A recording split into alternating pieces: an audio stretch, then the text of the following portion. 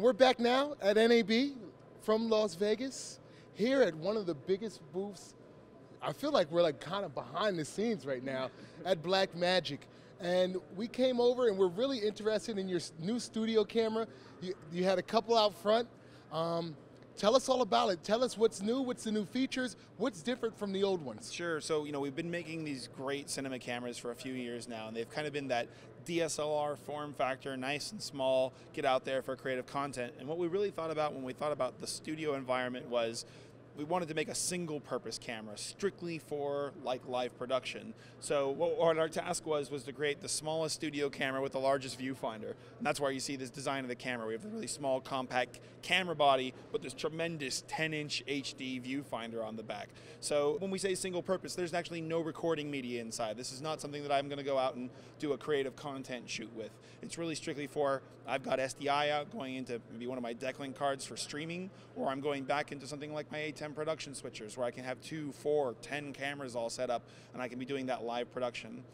Based off the fact that it's a live production camera, we've added some live production features that we wouldn't see on our other creative content cameras, things like talkback and tally, so that we can have operators talking back with someone that's driving a production switcher and being able to do that communication. And the great part is that's all going over either the fiber or the SDI.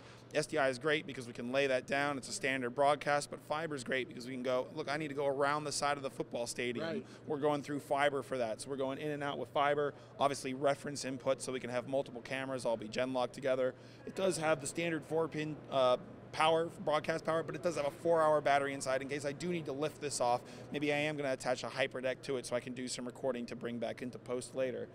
But really where the camera all kind of shines is the fact that, first of all, we're using this active micro four third mount, which means I can have these really cost-effective lens mounts on here that are just simple camera optics. Right. But you saw at the front of the booth, we have these tremendous PL lenses, huge lenses, have the servos on them so we can do the actual zooming and focusing. So the idea of am I a 20-year-old college student that's doing a university program, or am I going up and doing professional football in South America with 6 cameras in a live production? We wanted this camera to kind of fit all of these different realms. So we're tremendously excited about it. The nice part is we did want to come to NAB with a shipping camera, so our HD version of the camera is shipping now, and it's $2,000. Okay. We also have our Ultra HD version that will be shipping in May for $3,000. So we've got 2 great models. A lot of excitement around them, and happy to be showing them here at NAB.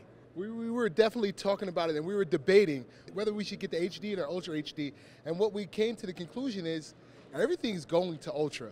So unless you're going to hold on, unless you're not going to hold on to that, regular studio camera that long, you might as well get the Ultra HD. And that way, when it's ready. I think that a lot of people that'll say, if I'm a house of worship and I'm making an investment for the next 10 years because I'm going to be distributing the video to people who are coming in, then that HD may be great. But for guys that are maybe looking to put things online, and I think that's really where Ultra HD is going to shine, I would rather make that investment now, and in 2 or 3 years when everything online becomes, in theory, everything online becomes Ultra HD, we've got all the equipment ready to go.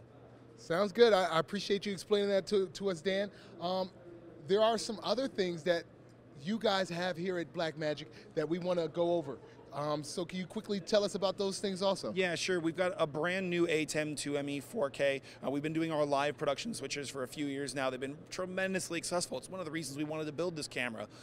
People are buying these and they're plugging in any cameras they have laying around or old ENGs, or they're buying more expensive cameras. But the A10s have been so great, we think these studio cameras are going to go great with them.